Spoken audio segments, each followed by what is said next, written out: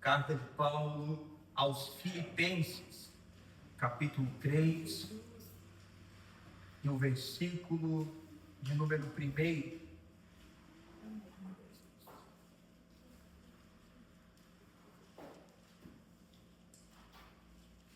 Carta de Paulo aos Filipenses, capítulo 3, o versículo de número 1. Louvado seja o nome do Senhor. Louvamos ao Senhor por mais uma vez podermos estarmos reunidos a falar de sua magnífica palavra. Chegamos ao capítulo 3, aonde Paulo vai fazer uma grande exortação aos irmãos de Filipos. Os versículos de 1 a 3 vão nos dizer o seguinte: quanto ao mais, irmãos meus, alegrai-vos no Senhor. A mim não me é penoso escrever-vos as mesmas coisas, e para vós é segurança. Acautelai-vos dos cães, acautelai-vos dos maus obreiros, acautelai-vos da falsa circuncisão, porque nós é que somos circuncisão, nós que adoramos a Deus no Espírito e nos gloriamos em Cristo Jesus e não confiamos na carne. Curva a sua cabeça, mesmo sentado, e vamos orar ao Senhor. Pai amado, Pai querido, Pai santo, obrigado, Senhor, por uma vez mais o Senhor ter nos dado a oportunidade de podermos, ó Pai, nos reunir para adorar e exaltar o Teu nome, Senhor, e aprender, ó Pai, um pouco mais, Senhor, sobre a Tua palavra. Eu te peço, Senhor, nesta noite, abençoe, Pai, a exposição de Tua mensagem. Em nome de Jesus Cristo. Amém e amém.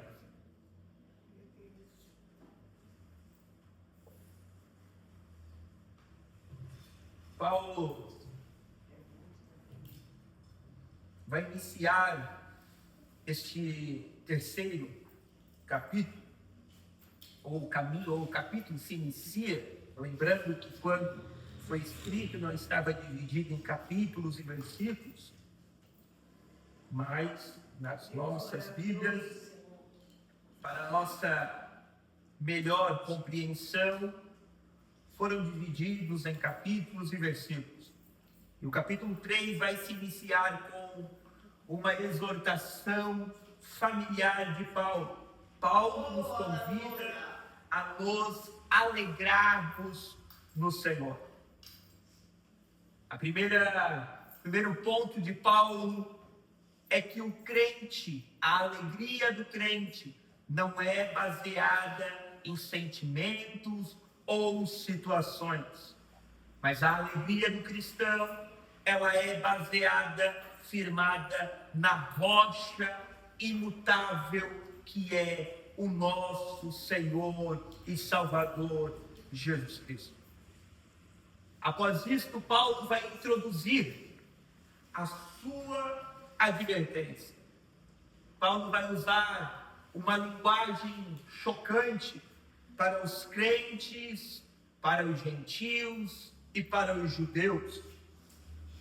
Paulo vai descrever os falsos mestres, muito provavelmente os mesmos judaizantes que Paulo tivera problemas na igreja da Galácia, nas igrejas da Galácia e na igreja de Corinto, visto que Paulo escreve Gálatas, Coríntios, Filipenses, para combater estes hereges judaizantes.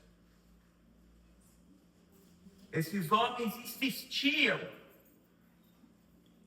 que os crentes, que os gentios que haviam se convertido ao Evangelho deveriam ser circuncidados e guardar a lei para se salvar. Paulo vai pontuar 3 formas, 3 maneiras, 3 reações que os filipenses deveriam ter. Paulo vai dizer a eles, primeiramente, acautelai-vos dos cães. Paulo pega um termo que era utilizado pelos judeus para descrever os gentios. Era um termo depreciativo, impuro, porque os judeus ironizavam os gentios, os chamando de cães. Agora, Paulo argumenta que aqueles que são cães são aqueles que tentam corromper o evangelho da graça, rondando o rebanho para mutilá-los espiritualmente. O segundo ponto de Paulo é Paulo dizendo: acautelai-vos dos falsos mestres. Estes homens, estes judaizantes, trabalhavam arduamente. Mas o que eles faziam, a forma que eles faziam, era maligna. Eles não estavam construindo a sua crença e o seu evangelho sobre o fundamento de Cristo, mas eles tentavam edificar um sistema de justiça baseado em obras. O esforço deles não produzia salvação, mas produzia a condenação. A terceira fala de Paulo a estes irmãos foi a seguinte: acautelai-vos da falsa circuncisão. Aqui, Paulo vai fazer um jogo de palavras. Quando a palavra para circuncisão, normalmente utilizada, era peritome, que significava cortar ao redor. Mas Paulo vai chamá-los de catatome, que significava mutilar ou cortar em pedaços. Para Paulo, a circuncisão que estes homens estavam praticando era desprovida de fé em Cristo. Era apenas uma mutilação na carne, sem mínimo valor espiritual. Em contraste com tudo isso, Paulo vai definir a verdadeira circuncisão, que não era para Paulo um sinal externo no corpo, mas uma realidade interior no espírito e na alma.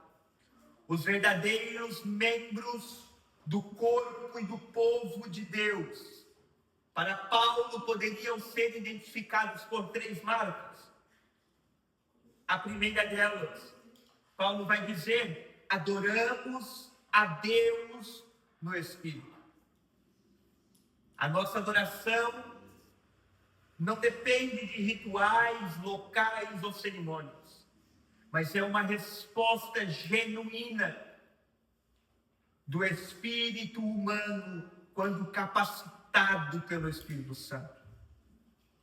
O segundo contraste que Paulo vai informar, ele nos diz que nós nos gloriamos em Cristo Jesus.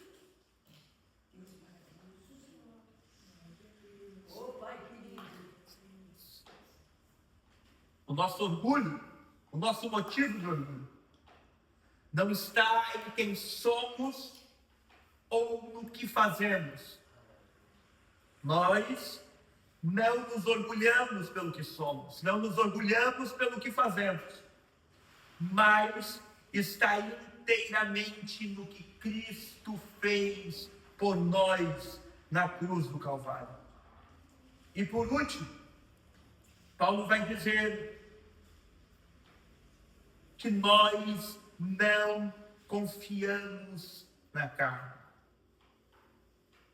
Paulo vai dizer que a terceira marca dos verdadeiros membros do corpo e do povo de Deus são aqueles que não confiam na carne.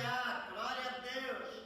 Quando Paulo fala em carne, Paulo está se referindo a todo o esforço humano, a herança, a moralidade, ao ritualismo.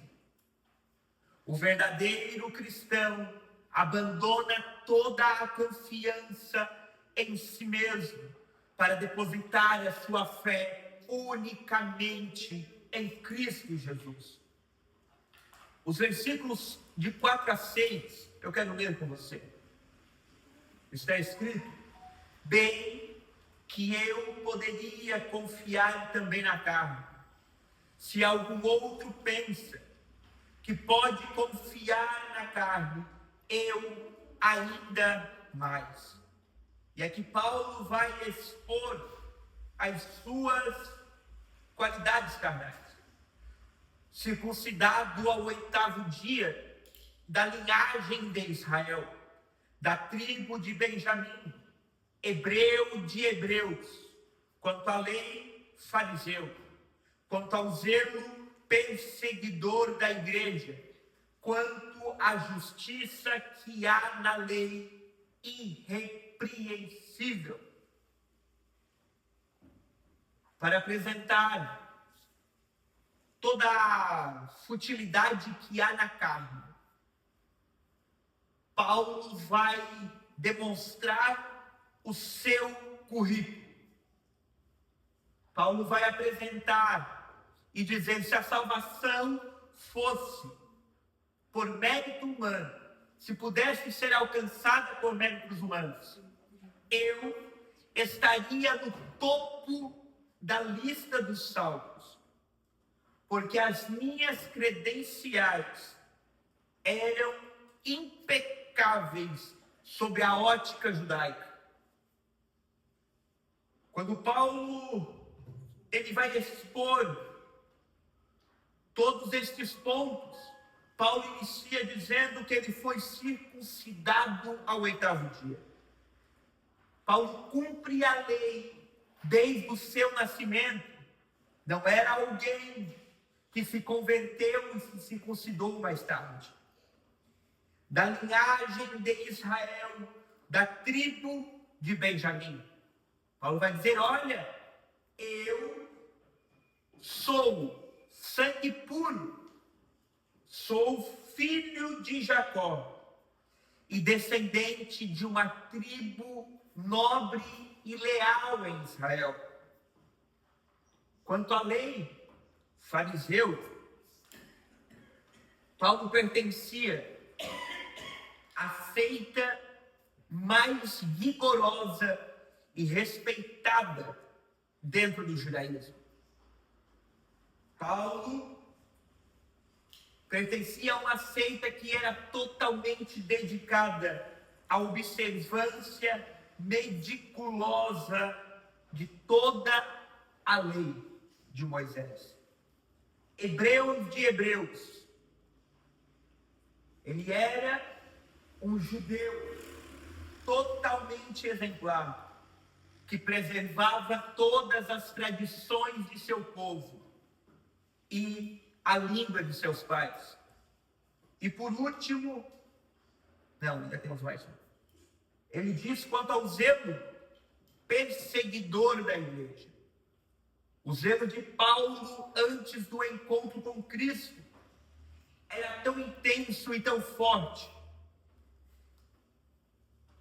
que pensando estar agradando a Deus, ele persegue de forma violenta aqueles que ele considerava hereges, aqueles que ele considerava que não estavam servindo a Deus.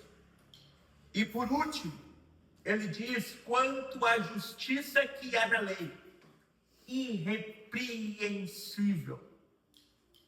Todo homem e toda mulher, grande ou pequeno, que olhasse para Paulo pelos olhos da cultura judaica, da lei judaica, não encontraria falha alguma. Paulo era um exemplo de obediência e retidão ao mundo judaico. Paulo era um modelo a ser seguido. Paulo está olhando para aqueles falsos mestres e dizendo: tudo o que vocês valorizam, tudo o que vocês acham que precisa ser feito para a salvação, tudo isso eu tinha com excelência e abundância. No entanto, quando eu encontrei a Cristo, eu descobri que isto era inútil para a salvação. Aí chegamos, versículos 7 a 11, eu quero ler com você. Mas o que para mim era lucro, isto considerei perda. Por causa de Cristo, sim, na verdade, considero tudo como perda, pela excelência do conhecimento de Cristo Jesus, meu Senhor, pela qual sofri a perda de todas estas coisas, e as considero como refúgio, para que possa ganhar a Cristo e ser achado nele, não tendo a minha própria justiça que vem da lei, mas a que vem pela fé em Cristo, a saber, a justiça que vem de Deus, pela fé para conhecê-lo e o poder da sua ressurreição e a participação dos seus sofrimentos, conformando-me a ele na sua morte, para ver se de algum modo posso chegar à ressurreição dentre os mortos. Paulo vai fazer uma das mais belas declarações do Evangelho. Paulo utiliza uma metáfora contábil para explicar a sua conversão. Primeiro, Paulo vai apresentar todas as suas credenciais. O que ele era, como ele era visto, e que nele não era encontrado sequer nenhuma falha perante toda a lei. Aí Paulo agora vai declarar que tudo aquilo que ele achava que era válido, que era bom e que podia trazer a salvação para ele, não valia de nada. Paulo vai dizer que todas as suas credenciais, que antes do seu encontro com Cristo eram lucro, agora, após o seu encontro com Cristo, são transferidas para uma coluna de perda. Agora são perdas. Mas ele apenas não considera no passado, quando ele diz perdas, quando ele diz considerei, mas ele continua assim naquele momento, quando trata o termo considera. A palavra refúgio que Paulo se utiliza, ela é extremamente forte, porque traz um significado de lixo, esterco, restos deixados para os cães. Paulo vê a sua própria justiça e todas as suas antigas credenciais como lixo, como esterco, como migalhas e restos deixados para os cães se alimentarem. Tudo era lixo quando comparado à excelência do conhecimento de Jesus Cristo. E do versículo 9 ao 11, Paulo vai elencar o objetivo de uma vida cristã. Paulo nos leva a fazer uma reavaliação radical de nossa vida, do que é realmente importante para se ganhar. E aí Paulo vai descrever o desejo que consumia a sua alma naquele momento. Paulo desejava, de uma maneira exorbitante, ganhar a Cristo e ser achado nele. O objetivo maior de Paulo não era um sistema ou uma religião. Paulo não desejava ganhar grandes centros ou ser achado dentro de grandes templos. Mas Paulo tinha um objetivo. O objetivo de Paulo supremo era uma pessoa: ser achado em Cristo. Fala da união que devemos ter com Cristo. Ele deve ser a nossa identidade, a nossa segurança. E a nossa vida deve ser escondida nele. O segundo ponto que Paulo vai elencar é possuir a justiça de Deus. Podemos dizer que a doutrina de toda a justificação pela fé está aqui. Paulo contrasta duas justiças: a sua própria, que era baseada na obediência à lei,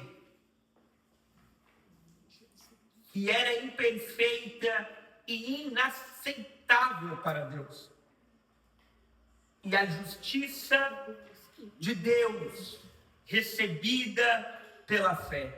Aleluia. A justiça de Deus é perfeita e é imputada na conta de cada crente no momento da salvação.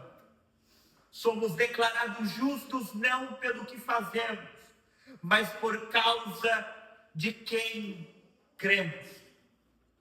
O terceiro ponto que Paulo vai elencar é o seguinte: conhecer a Cristo e o seu poder. O conhecimento que Paulo busca aqui não é apenas um conhecimento intelectual, mas um conhecimento relacional, íntimo e experimental. O que Paulo busca não é apenas conhecer a Deus pela sua própria inteligência, não é apenas conhecer as páginas da Bíblia. O que Paulo está dizendo a nós é que nós não devemos apenas ter um conhecimento intelectual, mas nós devemos buscar ter um relacionamento com Deus, um relacionamento íntimo e experimental. Paulo ansiava, e nós também devemos ansiar por experimentar continuamente o poder da ressurreição de Cristo em nossas vidas diárias. Oh, glória. O mesmo poder que trouxe Cristo dos mortos é o que nos capacita para viver uma vida santa e vencermos o pecado dia após dia. O quarto ponto elencado por Paulo é o seguinte: Paulo vai dizer que ele ansiava participar dos sofrimentos de Cristo. A identificação de Cristo que Paulo desejava não era apenas em seu poder, como no ponto anterior, mas também na sua dor. Conhecer a Cristo nos implica compartilhar toda a rejeição e a hostilidade que o mundo nos dirige. É verdade, Jesus. O sofrimento pelo amor de Cristo é visto não como uma maldição, mas como um privilégio um meio de comunhão mais profunda com o Salvador. Alcançar a ressurreição, como o quinto ponto elencado por Paulo. O alvo final de Paulo é a glorificação. O alvo final de Paulo é a ressurreição do corpo para a vida eterna. O que Paulo desejava ansiosamente era a ressurreição do seu corpo para poder estar com Cristo em glória. E a nossa bendita esperança é podermos estar com Cristo ao fim da nossa jornada. Esses 11 versículos vão deixar algumas lições e alguns pontos que nós devemos observar. Paulo vai nos demonstrar o cuidado que nós devemos ter com o evangelho da autoajuda. A mensagem que os judaizantes pregavam naquele tempo ecoa até os dias de hoje, de forma sutil, de legalismo. Qualquer ensino que acrescente obras, rituais, desempenho ou mérito humano como requisito para a salvação ou para a aceitação de Deus, é o que Paulo chama de outro evangelho, quando escreve aos Gálatas, no capítulo 1, versículo 8. Aleluia. Paulo vai deixar expressadamente demonstrado que a nossa confiança deve ser 100% em Cristo e 0% em nós. Paulo nos orienta a buscar e conhecer a Cristo de forma íntima. A vida cristã não é sobre seguir uma lista de regras que nos foram impostas, mas cultivar um relacionamento com a pessoa de Cristo. A excelência do conhecimento de Cristo deve ser a paixão que nos move a orar e a conhecer a sua palavra, dia após dia. Conhecer a Cristo de forma profunda, juntamente com a sua palavra, é o maior tesouro da vida de um cristão. Que nós não desperdicemos o nosso sofrimento. Que em vez de procurar fugir de nosso sofrimento a todo custo, nós devemos entender que o sofrimento por causa do Evangelho é uma forma de nos identificarmos com o nosso Senhor. É no vale da provação que muitas vezes experimentamos o poder verdadeiro de Cristo e a sua provisão de uma maneira mais profunda e bela.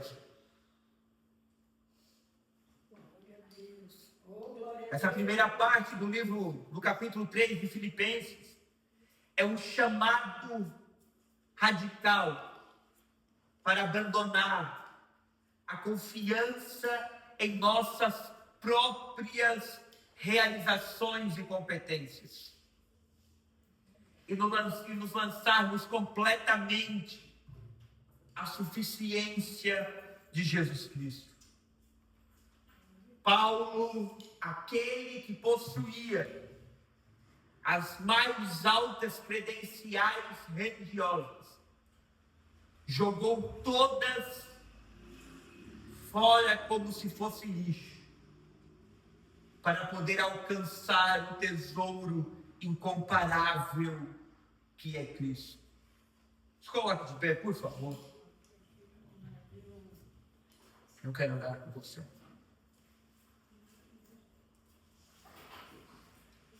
A pergunta que ecoa para cada um de nós esta noite é a seguinte: aonde está a sua confiança? Pai amado, Pai querido, Pai santo, te louvo e te adoro, Senhor, nessa noite, por o Senhor ter falado conosco e nos orientado, Pai, a deixarmos de confiar em nós mesmos, para dependermos totalmente de Ti, para dependermos totalmente daquilo que o Senhor pode e faz por cada um de nós. Continue, Senhor, a nos guardar, a nos livrar e a nos proteger de todo laço e de todo embaraço. Continue, Senhor, a prover, ó Pai, em nossas vidas, como o Senhor tem provido, ó Pai, até o dia de hoje. Nos guarde e nos livre de todo mal. É o que eu te peço, Senhor, em oração, em nome de